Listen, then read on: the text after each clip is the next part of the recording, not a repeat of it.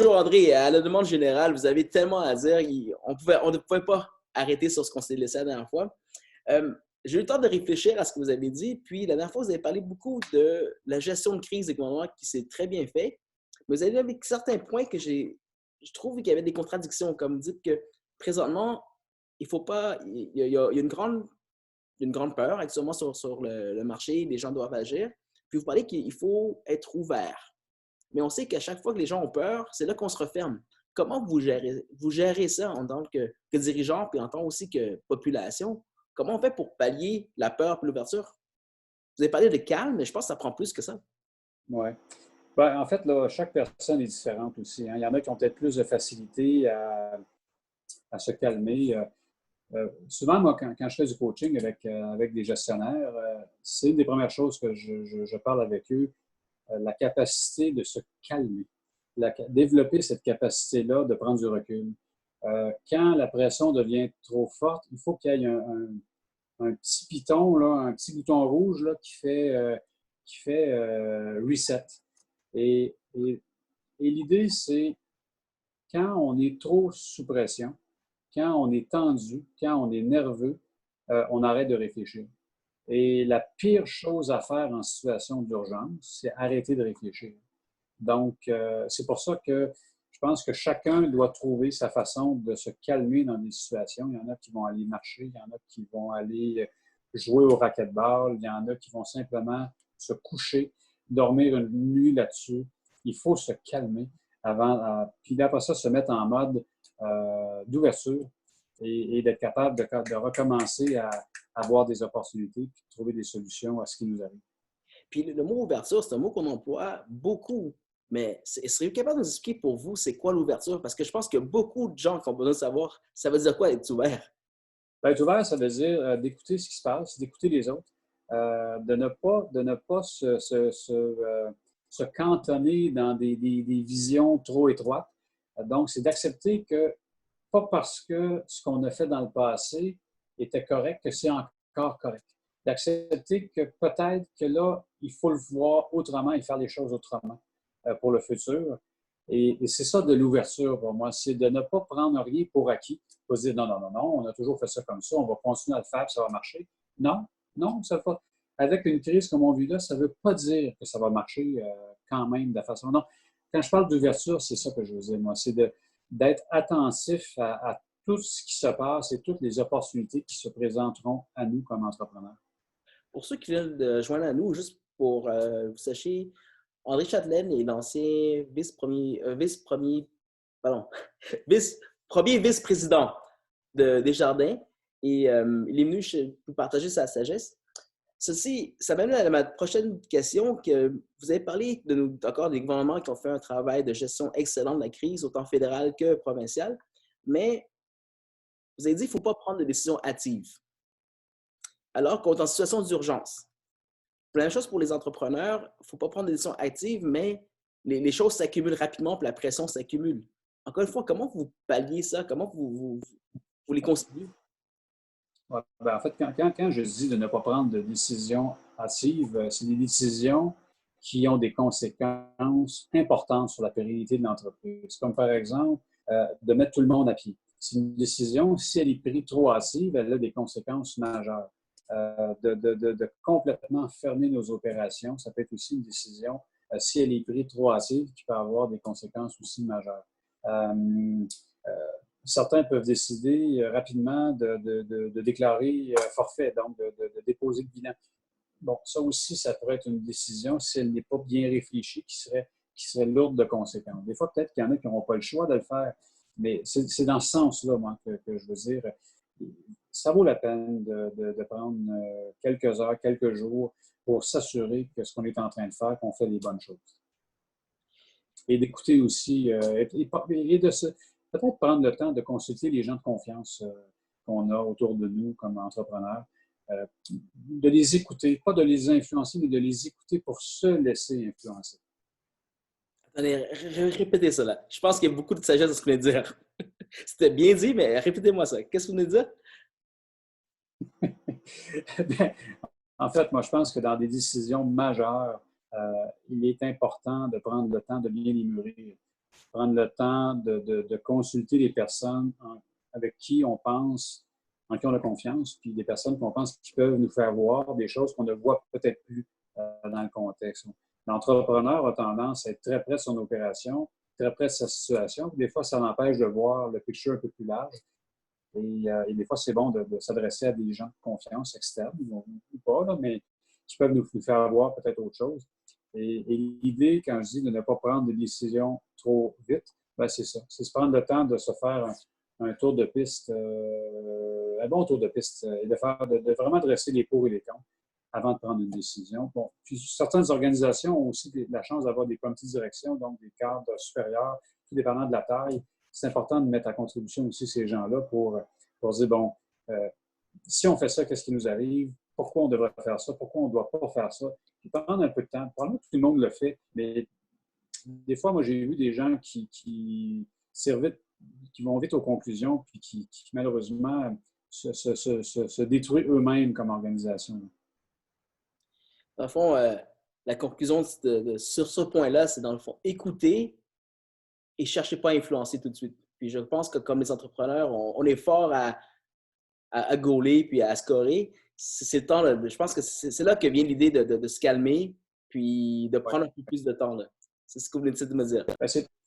Non, mais oui, parce que dans le fond, là, on est dans une situation, c'est un cataclysme. Donc, on est dans une situation de vie ou de mort pour notre organisation. Et là, c'est pas le temps d'influencer comme on le fait souvent comme entrepreneur pour arriver à nos fins. Là, c'est le temps d'être sûr qu'on comprend bien de quoi on parle et de se laisser influencer, justement.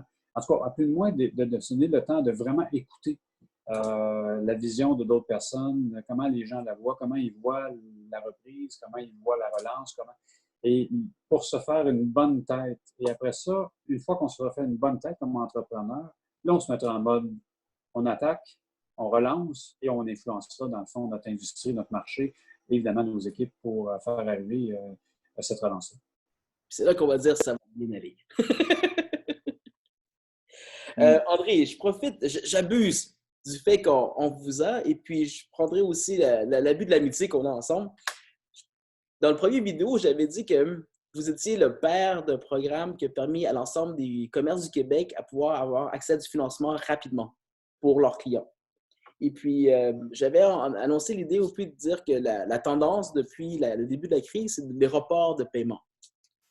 Moi, je vis dans une industrie, c'est la dentisserie. Puis la dentisserie, on s'entend, elle ne recommencera pas dès que les gouvernements vont dire que ça va recommencer. Les gens vont venir parce qu'ils ont mal.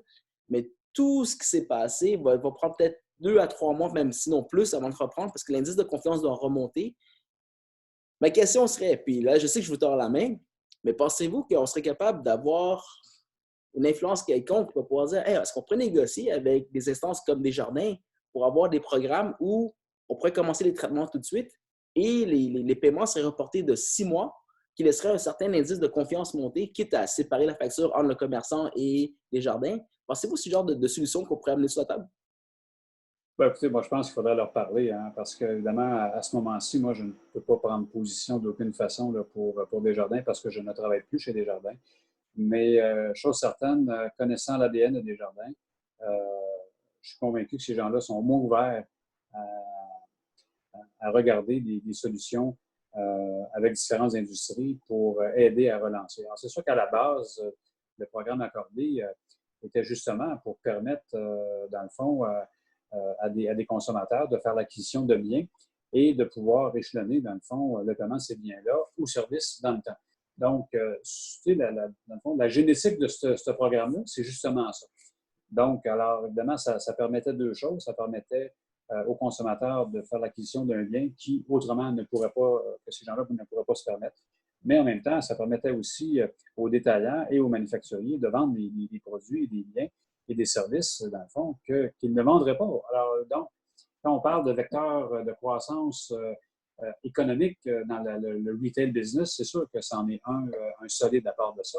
Maintenant, il faut voir comment Desjardins le voient, ce programme-là maintenant, et comment eux souhaitent, dans le fond, travailler avec les différentes industries pour aider. Il faudrait voir avec eux.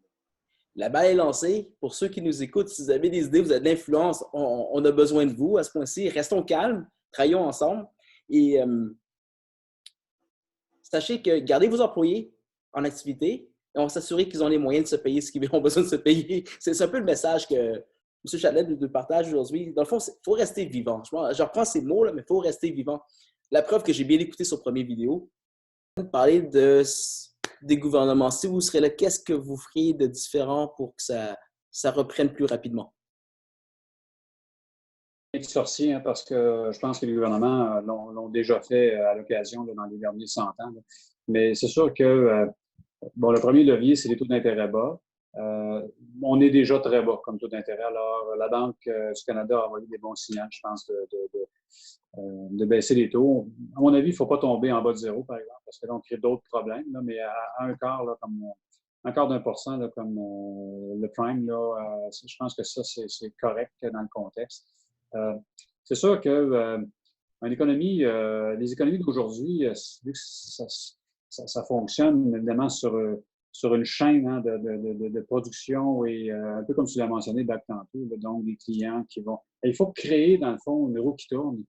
Et pour faire ça, je pense que on peut donner des sous à une population, mais moi, je pense qu'on doit peut-être profiter de l'opportunité pour relancer de très grands projets, que ce soit des routes, des barrages, des ponts, des parcs éoliens, des parcs solaires, des usines de fabrication d'hydrogène. En fait, l'idée, quand je dis ces choses-là, c'est des éléments qui vont nous servir. D'avoir des mégaparcs éventuellement solaires pourrait certainement aider le volet énergétique. L'hydrogène, je pense que ça fait partie des solutions les plus prometteuses pour remplacer le pétrole, en tout cas au niveau des véhicules. Donc, oui, l'électricité, mais ça fait pas tout. Puis, il faut la fabriquer, cette électricité-là. Donc, je profiterai en fait de l'opportunité pour lancer des vastes projets comme ça pour d'une part, se donner un alignement au niveau économique, mais aussi ça aiderait à relancer la roue qui doit tourner. Et peut-être un point, et ça touche un peu ce que tu me demandais quand tu me parlais d'accorder tantôt, là, donc d'offrir du financement spécifique à taux zéro. Pour certaines industries qui sont, on appelle ça des industries qui sont des leviers pour l'ensemble de l'économie. Bon, la construction a toujours été, en fait, une industrie de vie. Donc là, il faut aider, dans le fond, cette industrie-là à se relancer avec des financements qui sont vraiment très, très agressifs. Puis si l'industrie de la construction repart, puis à tous les niveaux de la construction, oui, dans le résidentiel et le commercial, mais aussi dans l'infrastructure, les routes, les aqueducs, ici, et ça. Alors, je pense qu'il faut le faire. Enfin, à mon point de vue, ça serait une belle façon d'investir, mais aussi de bâtir quelque chose de solide par la suite.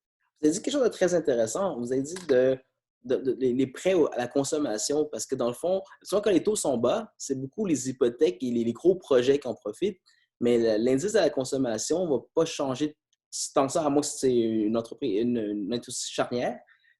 Mais pensez-vous qu'après cette crise, les taux de carte de crédit risquent de baisser, par exemple, ou les taux à la consommation directe, pensez-vous qu'on est capable de les avoir près des taux de base de la banque? Est-ce que c'est quelque chose de même imaginable? Ben, écoute, c'est imaginable. Peut-être que ce sera nécessaire, en fait, dans le fond, de s'assurer d'avoir un taux de financement très bas pour permettre, en fait, pour motiver les consommateurs à consommer. Les taux étaient déjà pas très hauts. Il faut quand même reconnaître là, que autant dans l'achat d'une voiture que l'achat de biens, les taux étaient il y a 3 semaines très bas. Moi, je pense que le gouvernement pourrait aider à ce que les taux soient encore plus bas pour donner un bon signal aux consommateurs. Évidemment, ça amène de la confiance. Et si le consommateur est en confiance, qu'il a un job et qu'il va gagner de l'argent, ben il va être en confiance de consommer, donc d'acheter des biens. Si en plus, le financement des biens est peu coûteux, ben c'est sûr qu'il va avoir le goût d'acheter une auto ou autre chose. Une maison, hein, même. Alors, c'est ça qui va rebâtir et reconstruire, dans le fond, notre économie. Qu'est-ce qu'on peut faire pour avoir quelqu'un comme vous à la tête d'une de nos banques? On a besoin des gens comme vous présentement là, pour remettre la vapeur dans le bon sens. On a de très bonnes personnes à la tête des institutions financières. Je ne les connais pas tous, là, mais ceux que je connais, je peux vous dire que je ne pense pas qu'ils ont besoin de moi nécessairement. Ils ont déjà tout ce qu'il faut. Mais non, les gens sont conscients. Je suis convaincu qu'à la tête de chacune des grandes banques canadiennes, du mouvement Desjardins, particulièrement, que je connais beaucoup mieux, pense que les gens sont très conscients de leur rôle. C'est sûr qu'une banque a aussi des actionnaires, donc elle doit tenir compte de ses actionnaires. Ce que Desjardins n'a pas à faire nécessairement, ce ne sera pas de la même façon. Alors, je pense que dans les deux cas, il y a un bel équilibre. Puis ces gens-là, je suis clair qu'ils ont déjà dans leur plan là, quelques mesures. Mais souvent, il faut aussi les aider, ces institutions financières-là. On est chanceux au Canada, on a un système bancaire qui est très solide, le meilleur au monde, c'est pas compliqué. Et je pense que ça aussi peut être un élément pour aider la reprise. Les banques qui font faillite au Canada, on n'a pas vu ça souvent, là, et je pense pas qu'on va le voir non plus. En fait, il ne faudrait pas que ça arrive. Alors, il faut aider nos banques à rester solides. J'en profite pour glisser un mot ici, c'est que généralement, dans l'industrie de la consommation, on a tendance à regarder les banques comme étant des gens de notre monde ou des gens avec chasse gardée. Là, on a la chance d'avoir un très haut gradé banque, puis j'ai rarement vu quelqu'un de plus humain. Là-dessus, je dois vous dire merci de briser un peu le mythe. Merci de partager puis de vous ouvrir comme vous le faites, parce qu'il n'y a pas beaucoup de banquiers qui sont prêts à s'ouvrir comme vous le faites. Bien, il faudrait leur demander aux banquiers aussi. Hein. Peut-être qu'on ne prend pas toujours le temps de les questionner. Moi, évidemment, c'est une industrie que je connais bien. Je connais beaucoup de banquiers et tu peux dire que de façon générale, les gens sont, un, très ouverts, deux, sont aussi très humains. Ils ont de grandes équipes à diriger et ils ont les mêmes défis, en fait, que n'importe quelle organisation en termes d'attraction et de rétention de main-d'œuvre. Alors, ils sont aussi obligés d'adopter des comportements et des stratégies de séduction pour avoir les meilleurs employés et les garder dans leur organisation. Hein. Sinon, ça ne marche pas. Là. Sinon, leur banque n'ira pas bien. Là. Alors, les grandes banques ont tous de très beaux programmes. Moi, je pense que les gens, souvent, on ne le voit pas. Bon, peut-être que c'est sûr que les consommateurs, dans les dernières années, n'ont peut-être pas toujours eu l'image très positive des banques et des institutions financières. Mais je pense qu'il y avait beaucoup de désinformation aussi là-dedans par rapport aux institutions financières. Oui, ils font beaucoup d'argent, mais il faut qu'ils fassent beaucoup d'argent si on veut avoir un système bancaire qui est solide. Le message, gardez vos employés, c'est comme ça que vous allez avoir vos consommateurs. Allez parler à votre banque, c'est peut-être votre meilleur allié. Prenez le temps de lui dire bonjour et comment faire et écoutez. Ne cherchez pas à influencer. C'est la sagesse que j'en tiens d'André. André, pendant que je vous ai aussi, puis j'ai tellement abusé de notre confiance que je vais continuer. Je parlais tout à l'heure avec des dentistes, un peu partout, surtout aux États-Unis et au Canada, et on parlait beaucoup qu'on est en temps de pause obligatoire. Il n'y a rien qu'on peut faire à peu près pour les 2 prochaines semaines pour sûr, et on devrait en profiter, que vous l'avez dit vous-même, pour réfléchir. Et en tant que procès de la santé, on est obligé par année de faire un certain nombre de crédits de formation continue. On s'est lancé l'idée comme ça, juste pour le fun, de dire pourquoi on ne prendrait pas ce mois-ci pour banquer toutes nos heures des 3 prochaines années, puis au moins ça va être fait. C'était une grosse farce, mais finalement, il y avait beaucoup de sens à ça. En 2 entrevues, la sagesse que vous avez transférée, elle est monstre. Ça ne s'agit pas juste d'une sagesse entre 2 hommes d'affaires. Je crois que c'est une sagesse qui doit se transférer au niveau des décideurs à tous les niveaux.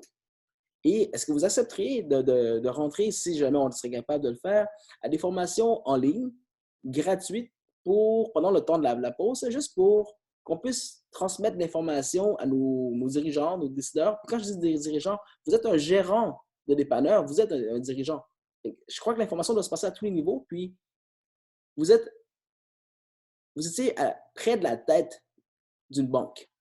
Puis je vous parle, puis ce que vous me parlez, ça s'adresse autant à un dentiste qui gère une petite équipe qu'à un gérant qui va gérer son unité. Est-ce que c'est le genre de choses que vous accepteriez de venir repartager, toujours par Zoom, parce qu'à ce point-ci, on n'a pas le choix. Mais j'avais promis aux autres de dire, je vais vous trouver des poids lourds, puis je ne peux pas rater cette occasion. Bien, merci des différents commentaires. Écoute, ça me fera plaisir, là, dans la mesure où c'est possible, de collaborer. Et comme tu l'as mentionné, bien, pour le moment, ça sera par Zoom parce que on va éviter les contacts, hein, on va respecter les règles et les alignements que nos gouvernements nous demandent. Mais oui, écoute, on verra, là, ça dépendra des disponibilités. Comme tu le sais, j'ai aussi une petite opération acéricole et on est le printemps, donc c'est l'heure c'est le moment, en fait, de récolter la sève des érables pour fabriquer du sirop. Alors, étant à la retraite ou pré-retraite, bien, ça fait partie de ma passion. Donc, je suis un peu occupé de ce temps-là, mais on trouvera le moyen, là, assurément, là, au besoin, là, ça me fera plaisir. Au nom de notre auditoire, je vais vous dire merci. Au nom personnel, est-ce qu'on est encore amis? Après. André, je vais vous laisser le mot de la fin. Sinon, je pense que vous avez pu parler. Je vais vous laisser le mot de la fin. Ben, écoutez, en mot de la fin, comme je l'ai mentionné tantôt, je souhaite bon succès à tout le monde. Et puis, honnêtement, à chaque crise, moi, je pense que c'est une belle et grande opportunité pour sortir plus fort. Malheureusement, il y a des gens qui ne passeront pas au travers. Je pense que ça, c'est la réalité qui nous attend. Mais je pense qu'il y a aussi un bon nombre d'organisations, d'entrepreneurs qui, eux, vont passer au travers. Ils vont travailler fort, mais ils vont réussir. Et je les encourage, en fait, à rester positifs et à faire les bonnes choses pour se redéfinir et relancer, dans le fond, leur organisation avec leur équipe. Et je pense que dans 1 an, dans 2 ans, plusieurs entrepreneurs et organisations seront fiers du chemin parcouru et seront juste meilleurs et plus prêtes à faire face à ce genre de choc très violent, dans le fond, qu'on vient de subir. André, du fond du cœur, merci. Merci d'être venu 2 fois. 3 si on considère l'interruption de service. C'était André Châtelain, ancien premier vice-président de Desjardins. Et j'espère qu'il va rester actif auprès de nous parce que des gens de son calibre qui partagent aussi ouvertement, on n'en trouve pas tous les jours. Et on parlait, on a gagné nos distances. J'ai senti la chaleur tout le long, peut-être parce que c'était la pression que je vous ai mis. Merci encore du fond du cœur. Un plaisir. Allez, bonne journée à vous.